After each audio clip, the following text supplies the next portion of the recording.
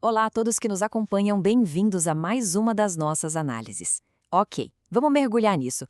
Hoje a gente vai destrinchar um texto fascinante e super profundo, o capítulo 72 de Testemunhos Seletos, volume 1, escrito por Ellen G. White.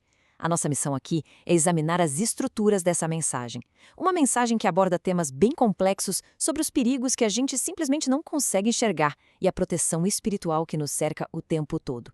Para começar, o texto já joga uma premissa imediata e muito forte. O argumento central é de que uma batalha oculta está acontecendo neste exato segundo, tipo agora mesmo, completamente fora do alcance dos olhos humanos. A autora defende que a humanidade está ali, cercada pelas artes super sutis de um adversário, mas ao mesmo tempo blindada por uma proteção absurdamente vigilante. É uma dinâmica invisível, sabe? Risco constante de um lado, cuidado ininterrupto do outro. O que nos leva direto para a primeira seção do nosso material. 1. O cuidado de Deus, proteção invisível. De acordo com a autora, existe um conceito fundamental aqui que a gente precisa entender, definido no texto como a nossa visão imperfeita. O material detalha que o Pai Celeste preserva as pessoas de uma multidão de perigos diários, e os anjos exercem um cuidado protetor que é literalmente vital. Só que tem um detalhe. Devido a essa nossa visão humana, que é super limitada e imperfeita, as pessoas raramente consideram ou dão devido valor a esse interesse vigilante. O perigo é extremamente real, sem dúvida, mas a proteção também é, mesmo que a nossa percepção acabe falhando em captar a magnitude dessa operação gigantesca acontecendo todos os dias. A partir dessa visão geral, o texto afunila o foco para o grupo que é mais suscetível a tudo isso. Entramos na seção 2, ameaça à juventude. Riscos e perigos. E por que, segundo o texto, a juventude está em um risco tão maior nessa batalha invisível? Bom, a autora levanta 3 pontos centrais aqui. Primeiro, os jovens frequentemente ignoram os perigos diários aos quais estão expostos. É aquela velha sensação de invencibilidade, sabe?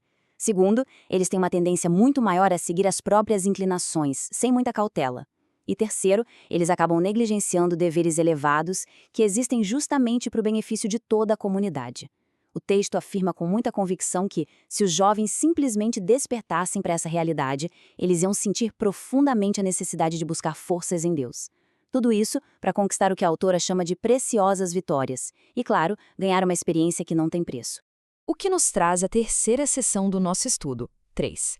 Táticas do inimigo, enganos e armadilhas. O que é realmente interessante nessa parte é analisar como a autora fundamenta a natureza dessa ameaça invisível usando as escrituras de uma forma bem direta. A gente tem aqui a passagem de 1 Pedro, capítulo 5, versículo 8. O adversário é descrito de uma maneira super incisiva.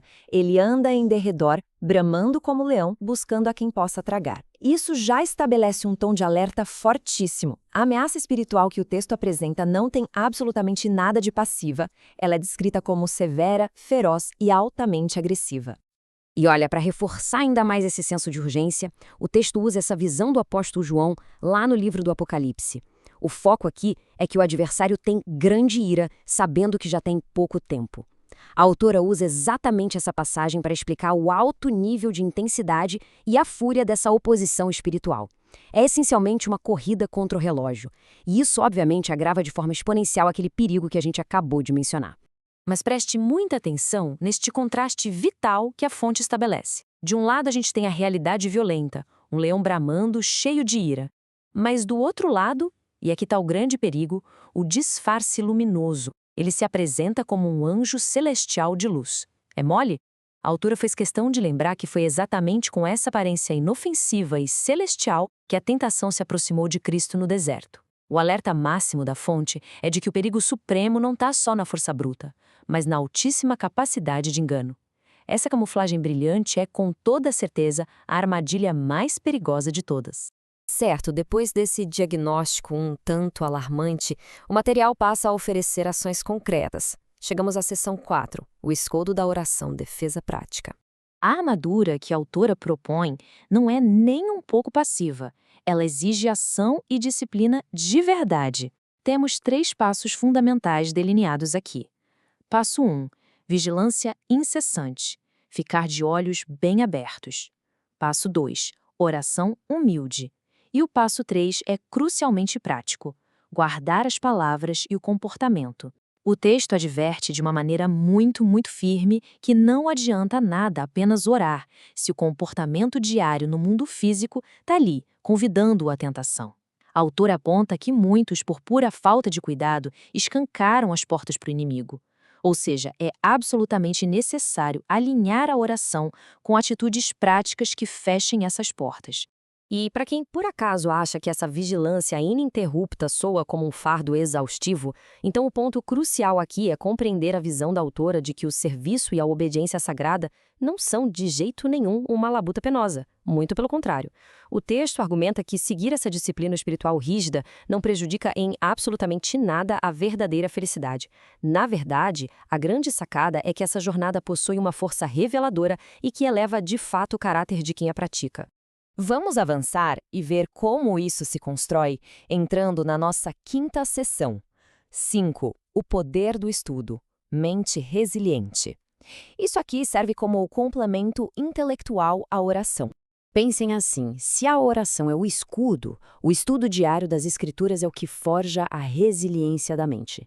A fonte lista alguns benefícios bem práticos que vão muito além do aspecto místico. Olha só, o estudo revigora ativamente o intelecto, promove o entendimento super profundo das obras gloriosas de Deus na natureza. Além disso, fornece argumentos lógicos e bíblicos contundentes para enfrentar aquelas dúvidas lançadas pelos céticos, sabe? E, em última análise, o estudo fortalece a mente contra as ilusões brilhantes e enganosas que a gente analisou agora há pouco. É, segundo o texto, uma estratégia de defesa multifacetada, o pacote completo. A conclusão lógica da autora sobre a importância do estudo é muito clara. Tendo a palavra como guia, não tem desculpa, não há justificativa para ignorar as artimanhas do inimigo ou ser vencido por elas. O material ressalta que quem pesquisa os textos sagrados se prepara de forma completa para toda boa obra. A pessoa se torna apta a responder com convicção e propriedade a quem quer que pergunte sobre a razão da sua esperança. A ignorância simplesmente deixa de ser uma vulnerabilidade. E isso tudo nos encaminha para a nossa sexta e última sessão. 6. Compartilhe a visão, ajude o próximo. Lembram que lá no início a gente destacou, a partir do texto, que um dos grandes erros da juventude é negligenciar aqueles deveres elevados destinados ao benefício dos outros? Pois bem, agir em prol do outro é exatamente o antídoto. E aqui fica a pergunta direta. Quem em nossos círculos de convivência precisa dessa armadura hoje? O aprendizado dessa análise não deve, de forma alguma, ficar restrito. A mensagem ganha muito mais força quando é espalhada. Por isso, deixamos um forte pedido a todos que nos acompanham. Que tal cumprirmos juntos esse dever voltado ao benefício do próximo? Peço para que compartilhem essa reflexão com outras pessoas. Enviem para amigos, familiares ou para grupos de jovens que com certeza podem tirar um proveito gigantesco desse conhecimento para se fortalecerem. Agradecemos demais a todo mundo que esteve com a gente em mais esta jornada de aprendizado. Até a nossa próxima análise.